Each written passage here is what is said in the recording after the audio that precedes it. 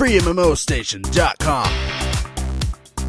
What's going on, friends and family? My name is Skylight, and today we're going to be talking about Revelation Online, the new MMORPG that is, well, like the topic of conversation for everybody right now, okay? It just went open beta, so go try it out for yourselves, guys. Let's do this. It's free. And yes, spoiler alert, it is worth trying right now, I will say that. Of course, I have some issues with it, but there's a lot of things that I kind of discovered about the game, even though this is my third attempt at doing a first impression, that, I don't know, I've kind of am enjoying myself. I'm kind of enjoying myself, and it's surprising to me, because there's been a lot of videos, and if you've been watching my streams, I've kind of been telling everybody to be weary of this game, and I'm not gonna go back on my word with that. I think that we should keep our hype in check. However, I personally think that there's some things there that could be really, really exciting and entertaining. Now, the gameplay in the background that you're watching is of me playing the Occultist Class, and it was really only when I created this character here that I really started to kind of see the potential of the game. This is a stance dancing class. It's got skill shot heals,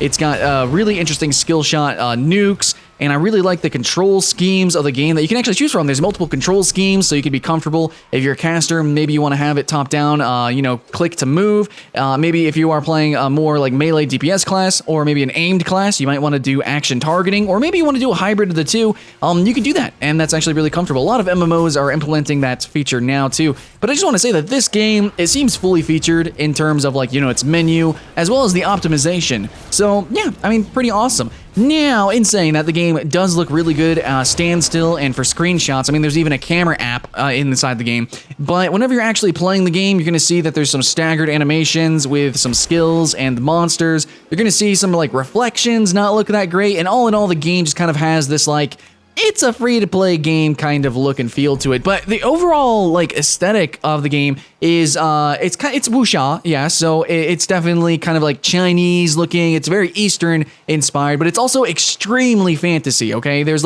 frickin' narwhal, star whale, frickin' flying whales that can go into the water. I don't know. There's some crazy shit happening here. Very magical, very mysterious, and very weird and colorful and kind of chaotic. And I don't know, man. It can look really beautiful. It really can. I definitely don't regret putting it on my top 10 most beautiful MMO list. Absolutely don't. But at the same time, there's definitely some rough edges. Okay, sometimes the graphics can look rough here or there, with the water, and yeah. So there's for every complaint I have, though, there is a positive, and I'm kind of starting to realize that. My first impressions, I guess you could say, in my streams, I generally was kind of toxic almost and very negative about the game, and it wasn't unwarranted. Okay, it might as a Western player who normally plays Western MMOs, if you go into this game, it might kind of throw you off a little bit because it's very cheesy, and I think a lot of its humor is kind of lost in translation. In fact, literally, some of the game is still not translated. It's not in any sort of readable language other than its native language. So it's just, I don't even know, dude. You can't, it's just completely untranslated. And some things are just harshly translated, and then some things they're probably properly translated, but the joke is lost in translation because of things and stuff, yeah. So culturally, this is a different game, but maybe because of that, it could be exciting for you, maybe? I don't know, I kind of liked Age of Wushu because of that. Anyways, so yeah, it's a wuxia game, so it kind of like Blade and Soul, and you're gonna definitely see some parallels with the movement mechanics, because whenever you're out of combat, you basically do everything you can in Blade and Soul. That really pioneered that idea, and you'll see it in other games like Yule Gang 2 or Swordsman Online. There's a lot of other games coming out that are, kung fu fighting kind of games, and they have these sort of mechanics. So yeah, Revelation Online borrowed from that, absolutely, and that's going to be kind of the case for every mechanic the game has, kind of. It's yeah, let's take a little bit from that MMO, let's take a little bit from this MMO, and so in the end, we have this game that's very Eastern aesthetics, but it's kind of developed and designed mechanically like a Western MMO. So if you have played certain classes in other games, it should translate pretty well here. But I will say, at least the Occultist, ever since I started playing this class, I've been having a lot of fun mechanically with the game, and really started to be able to see the potential of the game. Even though I've played games with very mechanically intensive and weird classes like the Mesmer in Guild Wars 2, or the Druid in World of Warcraft, the Occultist in this game, I feel, is this game's really weird and unique class. It's a healer class, but it's a stance dancer, so it can actually do damage and things. And so, instantaneously, you get, 5 abilities or 6 abilities, and then on your 7th ability, you learn the stance dance. So then all of a sudden, you actually have, not counting the stance switch ability, you now have 12 abilities to use. So all of your abilities have a secondary sort of attack that they do in healing form, which is pretty awesome. So a lot of complexity with that class, and the heals are actually like mechanically intensive themselves. There's one where it's a skill shot and you have to bounce a ball and then detonate it. One is a well, and then, you know, from there, there's like all sorts of different ways to actually heal people. And then, of course, you can stance, and then so you have a damage totem, that's a healing totem, you have a damage well or a healing well, and then so on and so forth. And so the class was very mechanically intensive, and I think it's really important for me to kind of focus on that because that's what I did for this first impression. And then all of a sudden with this impression, even though I did literally the same thing that I've been doing like for all these other videos and all these other streams, I still haven't gotten to endgame. I still haven't gotten to group content. I'm sorry, it seems to take forever. Tutorial is like, it must be like 5 hours long or some bullshit. But this, all of a sudden, I started to see what potentially could be, you know, on the horizon there with its PvP, which is supposed to be massive. It's supposed to be, you know, a big focus of the game with actually fighting these big-ass monsters. Yo, okay, the combat is cool, okay? Let's just assume that for every class, the combat is cool. You know, you should probably, you know, test out some different classes and see what you like, because I didn't even know the Occultist was going to be so fucking amazing.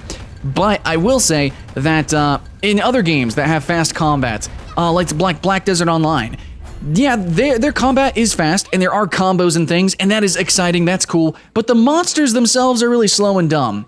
But in this game, yes, the open world monsters are definitely stupid and dumb, but when you go into instances and you fight these big-ass monsters, holy shit, dude, they are aggressive, they're fast. And I love that about a lot of Eastern games that I've been playing. A lot of Eastern RPGs and action RPGs, they do the animations of monsters so aggressively. Like, it looks so good. It is just something that you just don't see in the West at all. And the actual attacks come out so fast, so rapidly, so aggressive. All I can say is, fucking dude, the East knows how to do giant monsters. That's all I'm saying, dude. Anyways, this game seems like it's got a lot of potential when it comes to its endgame rating, as long as the monsters are actually, you know, they actually are really fun and exciting, as I've seen the potential for. I was able to do some challenge modes, because there is a challenge mode that's opened up immediately to you, where you can just kind of do these like little boss fights back to back to back, which, yes, the game gets really repetitive really fast, especially with its questing, but it did allow me to see that, you know, a couple of different monsters and how they operate, and, dude, I think it's really cool, dude. I think it's really cool. Also, there's one boss fight very early on where you can actually target different parts of his body. So if we can expand that, it's almost like Dark Soulsian, isn't it? That's almost like Monster Hunter, where you can actually, you know, target different parts of the body. Maybe different classes, maybe different DPS are going to want to fight different parts of the body.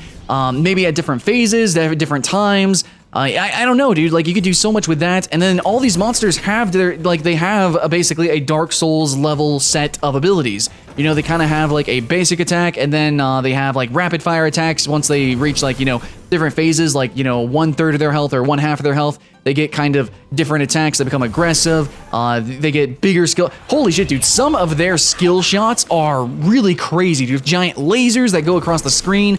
It's stuff like that you're immediately introduced to in this game that you normally don't see in games until the very end game. So that's why I'm excited to see, yo, what is the end game of this game gonna look like if we're immediately starting with this kind of stuff?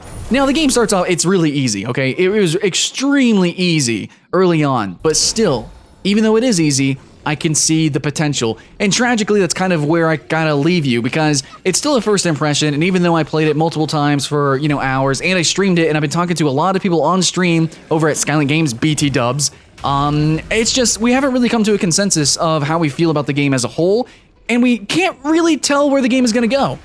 You see, Revelation Online seems to be developed with like a big, like they're casting a big net, kind of. With this mindset that they want to have the widest audience possible. But at the same time, I think it's really developed into a very niche game.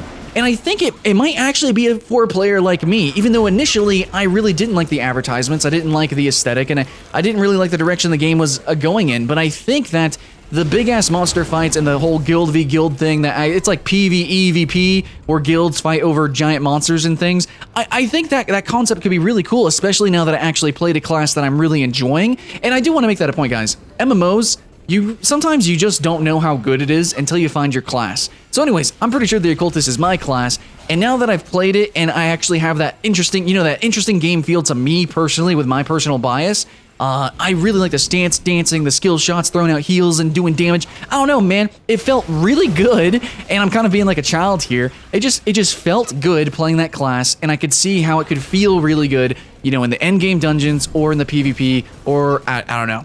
But yes, guys, I'm going to reiterate real quick at the end here a lot of what I said in previous videos. The game does look good, okay? It does look good, it can be colorful, and if you're standing still, it can look amazing. I do not regret putting it on my top 10 most gorgeous MMO list, but however, when you're moving and when you're using spells and stuff, it's hit or miss, and it definitely depends on what settings you have ticked on or off. Sometimes, a lot of the times, the animations look kind of weird, and a lot of the times the animations are actually staggered, in that by that they don't actually run at the same FPS as the whole game is running, and that's a way for the game to be optimized. Oh, by the way, my complaint earlier in other videos where I said the game was unoptimized as shit, nah, dude, it's actually doing pretty good, doing pretty freaking amazing. All you need is really to fully translate the game, which is still not translated, which is... Anyways, but yeah, the game is running great. It looks generally pretty good, except for water. The water looks bad. I'm gonna have to say that. The water does not look good, and sometimes textures don't load at all, so yeah, that's a thing. But, they're working on it. It's just open beta is kind of a little late to be working on stuff like that. But I think there's still hope for the game. Now, I will say, all over the place, you're going to see kind of like cut corners. It kind of, in ways, it's like, yeah, this is a free-to-play MMO. The UI is cluttered to fuck. You're constantly bombarded with rewards and buy from the cash shop, which, by the way, I have no idea if it's pay to win. It is way too confusing, but maybe that should be a hint to you guys, you know what I'm saying? And I don't know. I feel very vague about this game. And normally in first impressions, I'm extremely... I'm serious, and I'm very confident and cocky about how a game is probably going, and I predict how a game is going to actually end up and be like. But with Revelation Online, I feel like I have a lot of conceptions, and I think that even if as a whole the game isn't for most people, there might actually be something special here, and it might actually be for a player like me, who, first impressions actually thought that it wasn't for a person like me. I don't know. All I know is that maybe this game is worth trying. Maybe you should try this game, try out the different classes, and as cheesy as it possibly could be, I think it might grow on you, because it's kind of happening with me. In the end, I still kind of feel vague about it, so I want to know what you guys think. What's your favorite class in Revelation Online, and how do you feel about the game as a whole? Please let us know in the comments below. Thanks for watching, guys, and I really do hope you have fun, and I'll see you in the next one.